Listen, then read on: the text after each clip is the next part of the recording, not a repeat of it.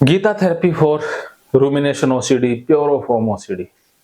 Pure of home OCD क्या होती है कि मन में एक ही एक विचार आता है या इमेज आती है।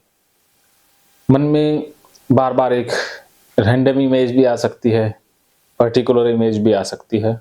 वो इमेज एक खतरा पैदा करती है, रिस्क पैदा करती है, तो फिर हमें उसे रिप्लेस करना होता है। ये प्योर ऑफ होम ओसीडी का विस्कसियस सर्कल होता है, एक दुष्चक्र होता है जिसके अंदर आप फंस गए हो। क्या समझे? तो कोई इमेज है उसके अंदर हम फंस जाते हैं कोई। हाँ, और वो इमेज हमें सच लगती है कि उससे जुड़ा हुआ जो खतरा है ना, वो सच लगने लग जाता है। वास्तव में ऐसा ही हो जाएगा। वहां पर हमारा लॉजिक काम नहीं करता है। तो इसको पैटर्न को तोड़ने के लिए हमें गीता थेरेपी को समझना होगा। अब भगवत गीता थेरेपी क्या है? गीता के बारे में आप क्या जानते हैं? अर्जुन जी बताइए। कृष्ण जी ने पूरी मतलब कृष्ण और अर्जुन के बीच में जो बातचीत हुई वो उस माध्यम से भगवान कृष्ण हमें समझाना चाहते हैं। हाँ, यही है जो कृष्ण और अर्जुन के मध्य बातचीत है, वही भगवत गीता है। तो आपकी और मेरी बातचीत हो रही है, ये भगवत गीता ही है। अर्जुन और कृष्ण के मध्य जो बातचीत हुई उसे रिकॉर्ड किया गया, उसके श्लोक रिकॉर्ड हुए, चाहे वो किसी ने लिखे, तो उसके माध्यम से हजारों लाखों करोड़ों अरबों इंसानों का फायदा हुआ, आगे भी होता रहेगा। तो आपकी और मेरी जो ये गीता है, ये भी पता नहीं कितने लाखों करोड़ों लोगों का फायदा कर दे। इसलिए ये रिकॉर्डिंग बहुत आवश्यक है। इसलिए मैं रिकॉर्डिंग करता हूं कि फायदा मिले, क्योंकि आपको तो ठीक हो ही जाना है। आपकी समस्या तो ठीक हो ही जाएगी 2 दिन के अंदर अंदर। साथ के साथ पता नहीं कितने लोगों का आशीष आपको मिल जाए। ठीक है। तो भगवत गीता एक बातचीत है, 2 इंसानों के मध्य की बातचीत, जिसमें किसी पर्टिकुलर समस्या का निवारण हो रहा होता है, वो भगवत गीता ही होती है। करेक्ट? जी सर। जो भगवत गीता हम जानते हैं ये वाली, इसके अंदर 700 श्लोक हैं और 18 अध्याय हैं। हम 18 अध्याय और 700 श्लोकों को तो नहीं ले पाएंगे, क्योंकि समय बहुत लग जाएगा ना, और आपके पास तो समय है ही कम। इसलिए विद्वानों ने इसे 3 भागों में बांटा है। ठीक है। तो उन तीनों भागों से ही आप ठीक हो जाओगे। इनको डिटेल में हम समझेंगे। तो भगवत गीता के अंदर या महाभारत के अंदर जो पात्र हैं, जो घटनाएं हैं, उसको एक बार और मनोवैज्ञानिक एंगल से देख लेते हैं। इसमें जो कृष्ण हैं महाभारत या गीता में, वो कौन है? कृष्ण। कृष्ण कौन होता है? कृष्ण सर भगवान। हाँ, भगवान। हम क्या है कि भगवान बना देते हैं, उससे हम उनके गुणों को नहीं अपना पाते हैं। कृष्ण वो हर इंसान है जो हमें मार्ग दिखाता है, हमें समस्या से बाहर निकालता है, हमारी प्रॉब्लम को मिटाता है, सत्य का जो मार्ग दिखाता है, वो हर शख्स कृष्ण ही होता है। कृष्ण कोई भी हो सकता है, दोस्त, मित्र, पत्नी, टीचर, काउंसलर, कोई भी हो सकता है। कृष्ण कौन है? जो हमें मुसीबत से पार निकाले, सच्ची राह दिखाए वो। हाँ। और अर्जुन कौन है? अर्जुन उनका शिष्य। अर्जुन वो हर इंसान होता है जो प्रॉब्लम में है, जो परेशानी में है, जो अंत दवंद में फंसा हुआ है, जिसको सही गलत का नहीं पता है, जो गलत को सही मान रहा है, सही को गलत मान बैठा है, जिसका दिमाग घूम गया है, कंफ्यूज हो गया है, वो हर इंसान अर्जुन का ही प्रतीक है। क्या समझ में आया? जो कोई इंसान भटक गया है रास्ता, जिसे सही गलत की पहचान नहीं है, उसे अर्जुन का प्रतीक है वो। हाँ, तो यहाँ पर अर्जुन कौन है? यहाँ पे मैं। हाँ, तो आपको एक परेशानी ने पकड़ लिया है और आप उसके अंदर उलझ गए हो। निकलने की कोशिश करते हो, उतने ज्यादा फंस रहे हो। अब आप अर्जुन का रूप हो और जो बाहर निकाल रहा है वो कृष्ण का रूप है। ओके। और आपके लिए महाभारत क्या है? महाभारत तो एक धर्म का युद्ध है। धर्म। आप ये जो क्लास ले रहे हो, काउंसलिंग करवा रहे हो, इसके माध्यम से आप ओसीडी को हराओगे, ये आपका धर्म युद्ध है। और ये जो महाभारत का युद्ध है ये कुरुक्षेत्र के मैदान पर लड़ा गया था। लेकिन आपका युद्ध कहाँ लड़ा जाना है? धरती पे। धरती पर तो वो युद्ध लड़ा गया था। लेकिन आपकी धरती जहां पर आपकी धरती वो है जहां से आपको समस्या आ रही है, जहां पर आपने फाइट करनी है, वो कहाँ करनी है?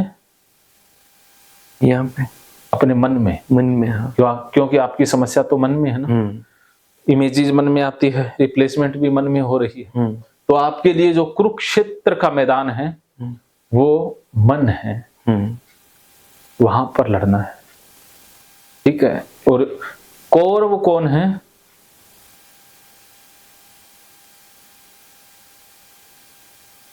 कौरव वो होते हैं जो हमें डरा रहे हैं, अधर्मी। तो यहां पर कौरव का प्रतीक है ओसीडी। यहां पर ओसीडी कौरव है जो खतरा दिखाती है, जो विशेषण देती है, जो चिंता पैदा कर रही है। ये सब कौरवों के ही प्रतीक है। क्या समझ में आया? जो सर डर दिखाती है, चिंता घबराहट पैदा करती है, वो सब कौरवों का प्रतीक है। हाँ। तो आपने कौरवों को मात देनी है। हाँ। तो आपकी जो इमेज है, जो आपका रिस्क है, उसको हराना है, उसके साथ फाइट करनी। तो भगवत गीता हमारा युद्ध नहीं जितवाती है, हमें युद्ध के लिए तैयार करती है। हमें बताती है कि सही युद्ध क्या है, गलत युद्ध क्या है, धर्म युद्ध है क्या। क्या समझ में आया?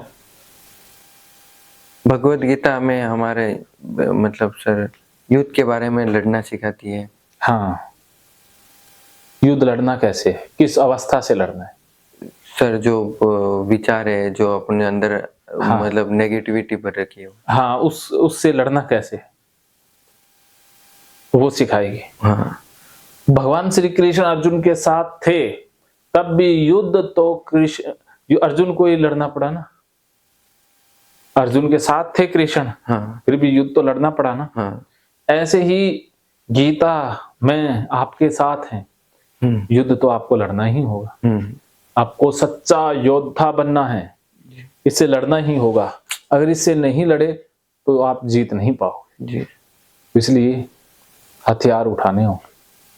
जो आप बच रहे हो, भाग रहे हो, मोबाइल नहीं चलाते हो, बहुत से काम आपने छोड़ दिए हैं, तो वो अर्जुन की तरह युद्ध छोड़ के भागने वाली बात है। अर्जुन भी तो यही कह रहा है कि मैं युद्ध नहीं करूंगा, जंगल में चला जाऊंगा, भिक्षा का पात्र मांग लूंगा, भिक्षा मांग लूंगा। बातें आपकी ऐसी हैं, पढ़ाई लिखाई छोड़ दी है, तो सब कुछ छोड़ के ही तो बैठे हो। तो अब फिर से लड़ना है और अपना कर्म करना है। कर्म छोड़ दिया है ना। क्या समझ रहे हो? जी सर। क्या समझ में आया? हमें वापस सर पहले जैसे होना है, कर्म करना है, अपने कर्म पर फोकस करना है। तो भगवत गीता के अंदर 700 श्लोक हैं, 18 अध्याय हैं, जिनको हम एक एक करके तो नहीं ले पाएंगे। जी सर। इसके लिए भगवत गीता को विद्वानों ने 3 भागों में बांट दिया है। सबसे पहले है ज्ञान योग, लेकिन आपके लिए ये ज्ञान योग नहीं है, ये ज्ञान रोग है। जो आपने समझ लिया कि इससे बुरा हो जाएगा, ये इमेज नहीं आनी चाहिए, ये गलत है, ये रोग है, ये ज्ञान नहीं। आप अपने मन से ही लड़ रहे हो, गलत सही का लेबल लगा करके, वो रोग है। कर्म रोग बन गया आपके लिए, योग नहीं रहा। आप जो पढ़ाई लिखाई छोड़ करके बैठे हो, मोबाइल नहीं चलाते हो, ये सब करना कर्म योग नहीं है, ये कर्म रोग है। भक्ति भी आपके लिए रोग बन गया है। भक्ति का क्या मतलब है? भक्त का कि अपने इष्ट देव का ध्यान करना, कंसंट्रेशन करना। आपके दिमाग में तो कंसंट्रेशन किसकी बनी रहती है? ओसीडी। हाँ, तो आप तो भक्त ओसीडी के हो गए, आप तो ओसीडी के भक्त बन गए हैं। तो ये भक्ति नहीं है, ये भक्ति रोग है। ये आपके लिए भक्ति योग नहीं रहा, ये रोग बन गया। तो सबसे पहले भक्ति रोग को योग में बदलना है। तो इसके 3 तरीके हैं, समर्पण, नंबर दूसरा स्वीकार, और लॉ ऑफ नेचर। इसमें अनिश्चितता का नियम, ये चेंजे जो है ना, परिवर्तन का नियम, सब कुछ परिवर्तन है। और ये जो एक नियम और है, इसके बारे में भी हम प्रकृति के नियमों में ही जानेंगे। ठीक है। तो सबसे पहले हम भक्ति रोग को योग में बदलते हैं। इसके लिए समर्पण को समझते हैं। ये इतना समझ में आ गया? हाँ। क्या समझ में आया? कौन सा सर? ये अभी तक तो सर सब आगे आके भाई हमें इसको ओसीडी को हटा के ये भक्ति कर्म करने चाहिए अपने। हाँ। जो कर्म की राह से हट गए वो कर्म में जुड़ने चाहिए वापस से। ये है सर। चलिए ठीक है, इसको समझते हैं। अनु तो मौज है, वरना समस्या तो हर रोज।